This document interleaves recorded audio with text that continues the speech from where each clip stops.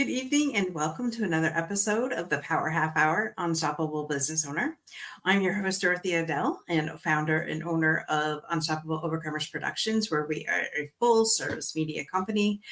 If you want to get your show or podcast on spaces such as Roku, Amazon Prime, or Magic App, let me know because we could definitely help you with that. I'm super excited. I have somebody here from my hometown. Love it. I love highlighting people from Windsor. Absolutely love it. So, Ellisif Harris, welcome to the show. Thank you, Dorothy. Thank you for having me. I'm excited to be here tonight. Absolutely. So, Ellisif has been a licensed paralegal for over 10 years with experience in provincial offices, landlord tenant board, small claims court, corporate, and human rights. She works in multiple residential departments of Cohen Hagley's Windsor location. She's been a paralegal and paralegal is the paralegal for the city director of the Essex Law Association, co-mediator and contract counsel for the Law Society of Ontario. Wow, that's impressive. That And was you're a young. mouthful. You're young. Like, holy cow, that is Yeah, impressive. thank you. Thank you. What made you So, decide to be a paralegal? so yeah, actually, I went to school right out of high school. I did law and security and police foundations. Thought that, I knew I wanted to work in law my whole life. And then when I finished, I graduated with my 3 years, my 2 year law and security police foundations. Then I ended up unexpectedly having a son. And so that changed the trajectory of my career path. I decided I couldn't work shift work, and that wasn't something that I wanted to do. So I reached out to my aunt, who was at the time a lawyer, and I was talking to her about going to law school. And I started doing some research, and I found the paralegal program, and I felt that that just fit with my needs at the time, especially being a single mom. I just wanted to get out and start working as quickly as possible, and the accelerated program was 18 months. So I decided to do that, and then I could stay in Windsor as well too. Right. Awesome. And so, are you originally from Windsor? Yes, so I am like you. I am a Windsorite, born and raised, and Windsor Mhm. holds a very special place in my heart. So I love to showcase the talent in Windsor as well too, and go to all the networking events. I love especially here, our office is located in Walkerville, so I love it. I love all the restaurants that we have and the little cute shops that I can go to on a walk on my lunch, and I really enjoy it here. I have worked with, different jurisdictions, Toronto, London, all over, but Windsor has a special place in my heart. I love that. That's funny. I was born here. I was raised in Chatham, Kent. For our Americans that are listening to this, so Windsor is border city to Detroit, and then Chatham is an hour away from Windsor. So grew up there for a while, and then came back after I met my husband. So That's awesome. Actually, Chatham has a really small, there's only a few paralegals in Chatham. So I've had a hard time connecting with paralegals from Chatham, but it is a smaller jurisdiction. So yeah, it's small, and as my husband says, nothing's there but cow pastures and cow patties. So yeah, that's where my grandmother was born and raised in Chatham. And I know a few times we went out for a drive to go and take a look at the farm she was raised on. And yeah, it is nice out there. it is nice. I mean, that's where I ended up going to college and things like that. So but then, I always knew I wanted to come back to the city. And now that I'm in the city, the drivers are driving me crazy. But we could do a whole other episode on that. Yeah, we could, but that's it's not as bad as Toronto. That's all I have to say. When I have to travel to Toronto for work, then I'm all of a sudden thankful about the traffic we have here in Windsor. And at least pretty Yes. much anywhere where you are, you can, get there in about 15 minutes, no matter what part of the city you're in. Whereas Toronto, it could take you 15 minutes and you only move not even a block. So Yeah. And the expressway is fun in the morning. I it is. especially love the guy that cut me off this morning. Thank you, sir. I think people struggle with the merging on and merging off the expressway too. Yeah. I live on the south side, so I told there's an accident in front of my house at least once a month, if not more, once a week. And so the one time I found was talking to the police officer and I'm like, put your car in my driveway. Guaranteed you'll get your quota within one day. Yeah. Guaranteed. Man, you're talking to the wrong division. And I'm like, okay, tell your people that seriously, you have my permission to put your car in my driveway. How'd that go? Still no Nobody came? car. Yeah. Nobody came. Yeah. But no. Oh well. Maybe as a paralegal, you can put a word in somewhere in the city of Windsor. What's your favorite thing about being a paralegal? I would have to say just learning something new every day. Honestly, it is no matter I've been doing it for, well, it'll be 11 years in March, not including the years I was in school. And honestly, every day I learn something new. And I find that exciting. I would not be a person to go and do a job that's the same thing every day in and day out. I hear you. That's my day job, data entry. God. Anyways, what made you? No, or sorry, what's the difference between an actual lawyer and a paralegal? That I Yeah, didn't. that's a I good never knew. Yeah, that's a good question. A lot of people don't actually. So I like to phrase it as like kind of like a mini lawyer. Like we can go to court and do all the same things that a lawyer can do, but we have restrictions. So, for example, I can't practice in family law, real estate, wills, corporate, anything like that, unless I'm under the supervision of a lawyer and the lawyer ultimately signs off on that document. But we can still go to court, tribunals, drafting, communicating with clients, doing all the same things that a lawyer would do, just on a smaller scale. Right. So basically, you're doing all the work anyways. You're just not getting the credit for it. Let's just say, call a spade a spade. Well, when I worked at my old firm, I did a lot of that, like working underneath a lawyer. Obviously, I didn't do that when I owned my own business. So I owned my own business for 8.5 years. And then I had closed down my business. I was recruited to work for a Toronto firm with a Windsor location. And I learned a lot working under the lawyers because it was cases that I would never be able to touch when I owned my own business because of the um, dollar value of the case. So for example, I do civil litigation, that is a limit of 35,000, whereas superior court there isn't a limit. So I actually learned a lot being able to draft and prepare documents for the lawyers that I worked for. And I also did corporate, which was nice because paralegals don't learn a lot about corporate. But the firm that I'm with now, Cohen Hiley, I work in the multi-residential department and I do everything myself. So I contact the clients, I do the drafting, I attend their hearings, I do all of that. So it's my name on everything and it's me who's communicating with the client and doing all that. Same as when I owned my own business. Right. I love that. That would be unique as each. So what? Okay. So, and I know you can't name names, but what would you Mhm. say would be the most unique case that you've ever done? I've had a lot of really interesting ones. They seem to fall into my lap. I would say that probably without, breaching any sort of confidentiality, I would say the most interesting cases I do are ones where police officers are involved. And so then I get to learn a little bit about the criminal aspects because there's an application before the board that's an N6 for illegal acts and that has to be that the tenant essentially was charged with something. So those cases can be extremely interesting because you're dealing with the criminal aspect, but also you're dealing with the tenancy and how you're going to move forward with the tenancy based on whatever illegal act had occurred. Right. Now, okay, so here in Windsor, there's a lot of homelessness and a lot of my Facebook feed for some reason is just inundated with um, complaints about landlords. And so I noticed here that you did a lot with the Tenant Landlord Act. What is going on with that? Like, why are we so crazy in this town? Right. And like, I don't get it.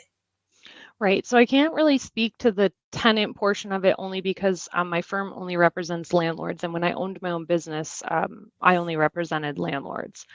Um, but I can say that it seems to me that we're, following the trends of Toronto and things like that. So a couple years back during COVID when everything plummeted, I noticed a lot of, at the time I had my own business, I noticed that a lot of my clients who were in Toronto, Vancouver, Ottawa, places like that, jurisdictions like that, were buying property in Windsor because it was much cheaper.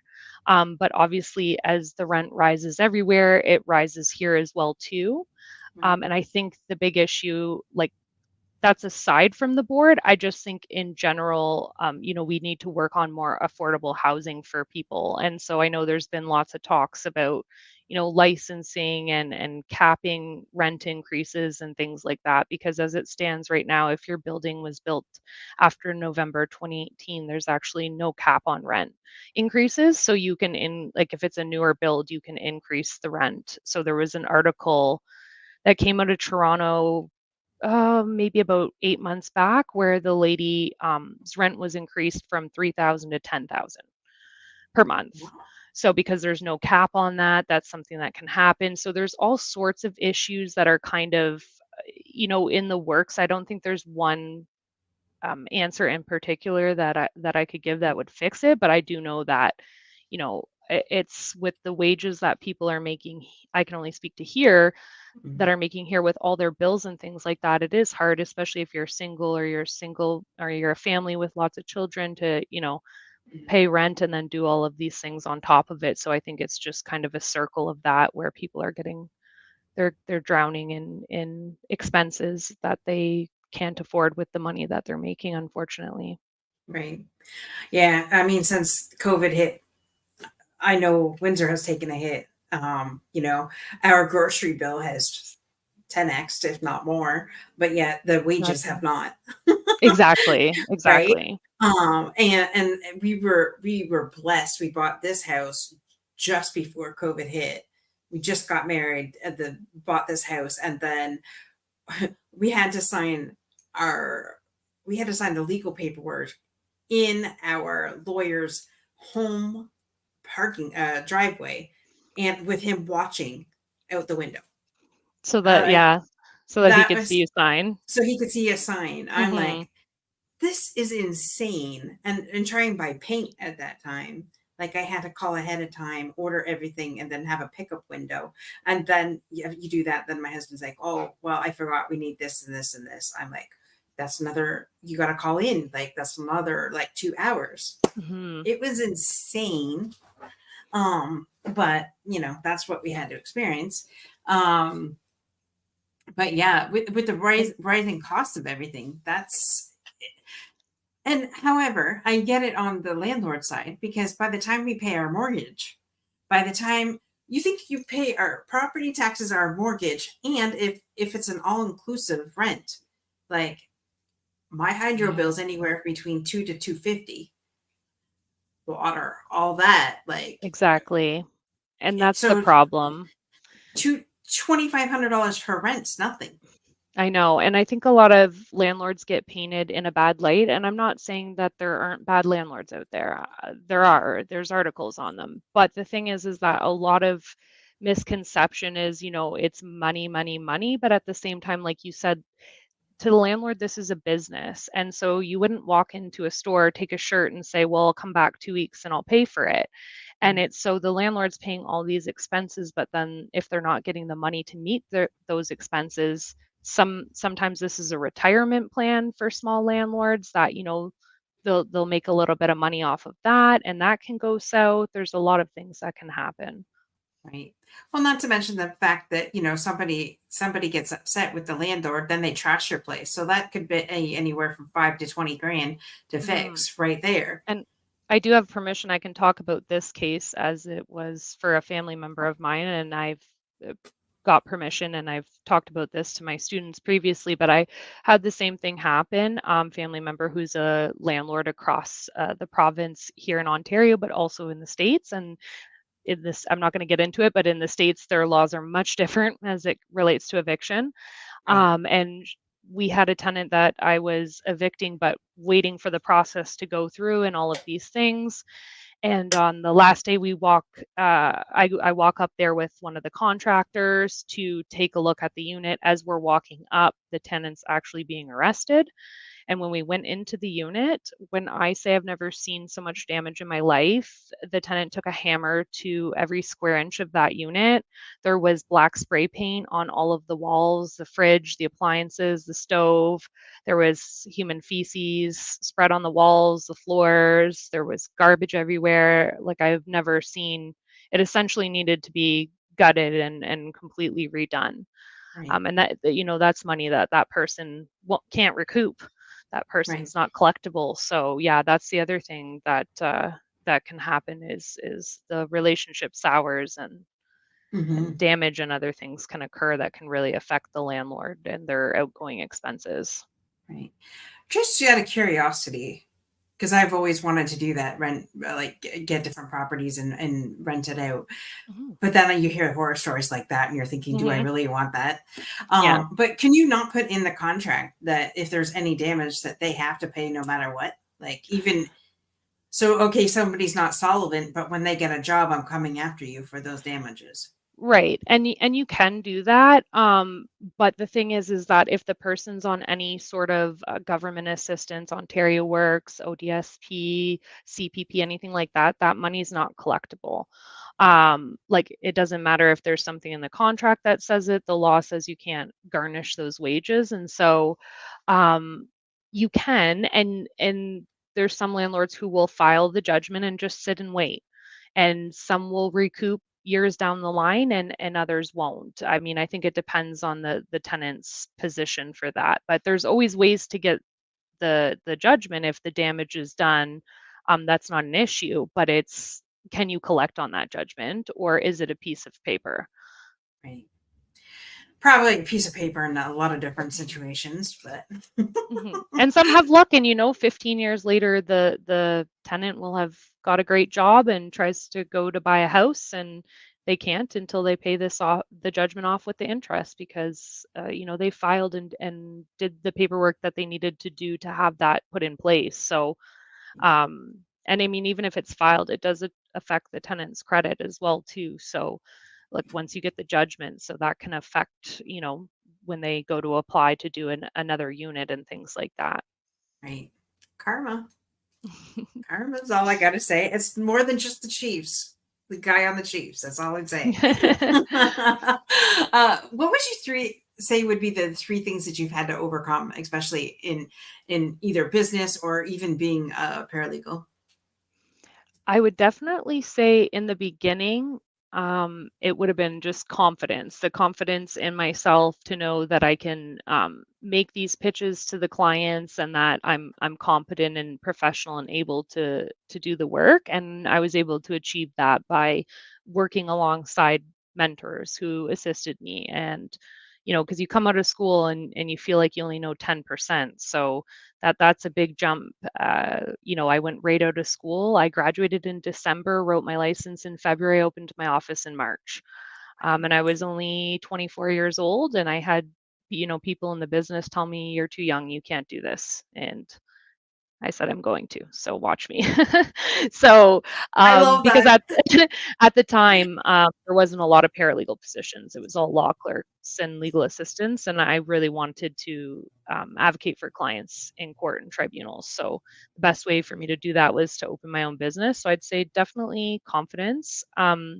Now, speaking presently, I would say work-life balance. So I need to work a little bit more on that because there's always so many things to do. And given the positions that I already have, like I work a full-time job, and then on top of that, I plan continuing professional development programs for paralegals. And then I'm also the city director on the Essex Law Association, and I'm also a volunteer co-mediator.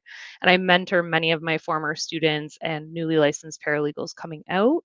I'm also a volunteer advisor for the Law Society. So if someone needs up to an hour of free advice on a file on how to handle that, I take those as well. So I do that as well too. So I think it's just finding a good work-life balance for me because I want to do so many things, but there's only so much time in the day. And I do have a 13-year-old son, and his name's Braden, and he's in travel sports, so that takes up a lot of my time as well too.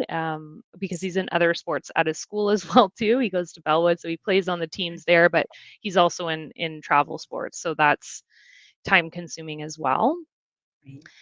And I would say the third thing I had to overcome, I think it would just be, like, learning that there's ups and downs, and that just because it's not working out at the time doesn't mean that it's not going to in the future, and I think that was something that I really had to learn in the beginning when I opened my own business. I kept, like, second guessing myself, like, "Is this something I should really be doing? Am I on the right path?" But I think everything works out the way it's meant to, and everything that I did leading up to today is what got me to where I am today. So I'm thankful for that. But in the moment, it can feel quite frustrating, especially not just as a paralegal, but as a business owner as well too. You're my Shiro. I was busy and I like full-time job, 3 shows, beside business, family. My it's funny because my stepson's 13. So that Okay. is So you hilarious. know the age. Oh yeah. The Yeah. video gaming and yeah, all the 13, attitude a little bit starting. So 13 going on 40. Yeah, I get yeah, you. yeah. Mhm. But yeah, like wow. I But couldn't imagine being on all those. Well, and I was on a board for a while too for a Veterans yeah. Association in Florida, but Oh, that's you know, interesting. Yeah, I'm also yeah. on a committee too for St. Clair. I'm on the paralegal advisory committee. So um I've been sitting on that since 2015 actually. So I'm also on that as well. But that's not that big of a commitment. But I need to learn to say no. But the problem is for me is that I want to do all the things that I'm asked to do and that I have the opportunity to do. And I'm so grateful for it. Right. Well, and that's exactly it. We love what we're doing, but at the bottom line, it's funny because when it started affecting my health, I'm like, okay, I really need to put a pin in this. This doesn't mean that I can't come back later. Just when some of my time frees up, then I'll be back. But yeah, Exactly. I love it because I want to say yes to everybody. Me too. And for 3 years I did, and then my husband's like not happy with me. So I was just like, Mhm. okay, family first. I keep saying family first. So Yeah. I've been putting more of the family and myself into the picture and finding That's that work amazing. life balance. Yeah.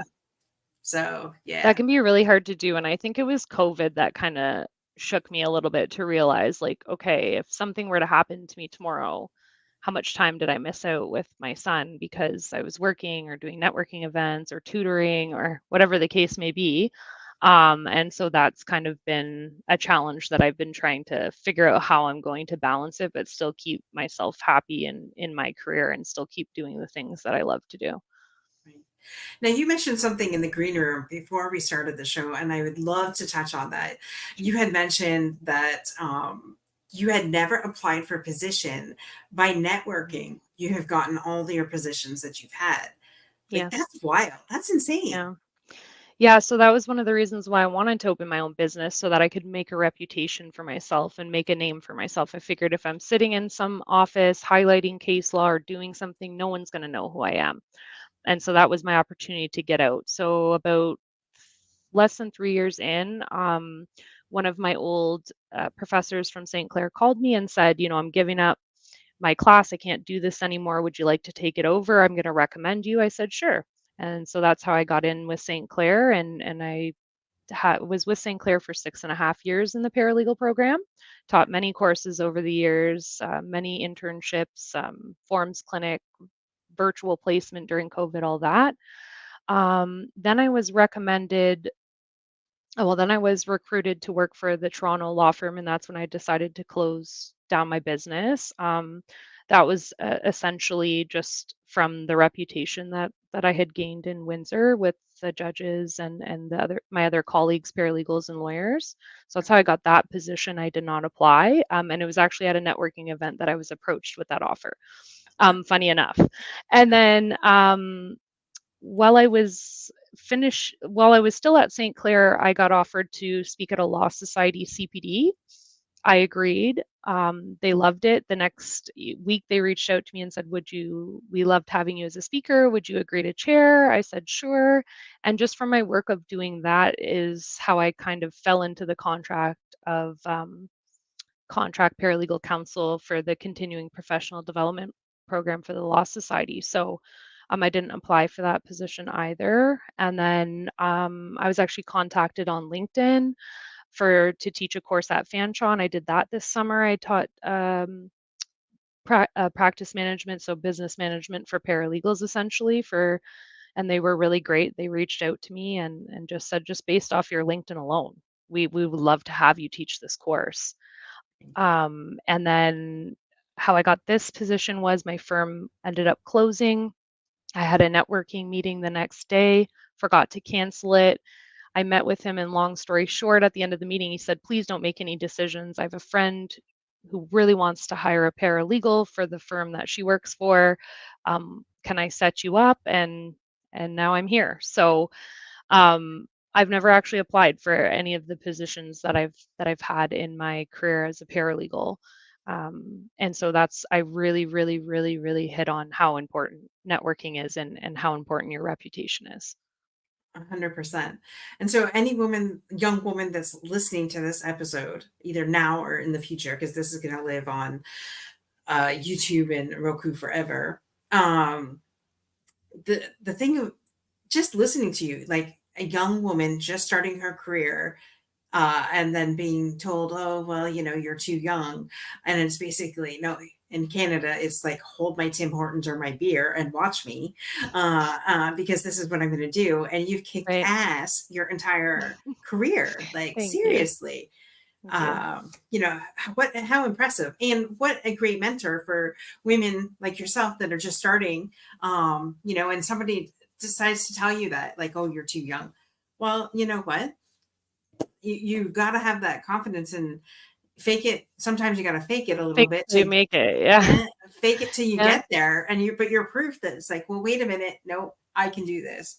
And especially with a son Yeah, my too. son was 18 months when I went back to school. So I remember being up studying till 3, 4 in the morning and having to wake up at 6 to go get him ready for daycare and get him to daycare to make my 8 o'clock class. So it Right. was a lot of long nights. Um, but I can look back now and definitely say that it was all worth it. And to anybody who's watching who is told that, I say push through, persevere, and show them what you're made of, because nobody can tell you what you can and cannot do. And I think if you don't try, that's the biggest shame, and you will have regret. If you have an idea and it's something you're passionate about, go for it. Do it and give it your all, and it won't be for nothing in the end. 100%. I love that. I love that. I know. And this is what I love the most. I mean, not that there aren't some amazing guys out there too, but when a woman is told one thing and then it's just like, no, let's just, I have this theme that runs in my head. Let's just give them something to talk about. Yeah, Bonnie Raitt, love that song. And so when I don't think I can do it, I just turn that on and it's just like, boom, there it is. And let's yeah, just run with it. yeah. Um, And it so I is love more of a male dominated field that I am in. Like more and more, obviously, when I started quite some time ago, more and more women are coming out and making waves. And I love that. I think that that's just absolutely incredible. it. Absolutely. I was going to ask if it was more a male dominant position, but Like when I started, I found it was more male dominant, but throughout my years teaching, my classes were predominantly female. There would be a couple males in every class. But again, that's the paralegals. I don't know what that's like at um, the law schools, but like just generally speaking, back in the day, it was a lot of males that were in the higher positions anyways. So right. Well, there we go, ladies. If you haven't considered a profession, maybe consider being a paralegal. yeah, and feel free to reach out to me on LinkedIn if you have any questions. I'd be happy to help. I was going to say, where's the best place for people to reach you? Yeah, my LinkedIn. LinkedIn. Yeah, Okay, Ellisif perfect. Harris. Yeah. Perfect. It is in the show notes. I do have your website going across the bottom there for anybody wanting to do Perfect. that. But in the show notes, that it is, your LinkedIn is in there. So thank you so much. I can't believe the half hour just went by that I know, I feel quickly. like we just started. I know, right? So thank you to our guests for listening in and joining us, and thank you so much, Ellisif, for coming on and sharing your wisdom. You've given me inspiration and more like woman power. Like, let's go do this. Let's go. I love that. Well, thank you, Dorothy, so much for having me, and I hope everyone enjoyed the show. I love to be here, so thank you for the invitation and the opportunity to do this. Absolutely. And remember, guys, be unstoppable in all that you do, and catch us same time, same channel next week. Bye for now.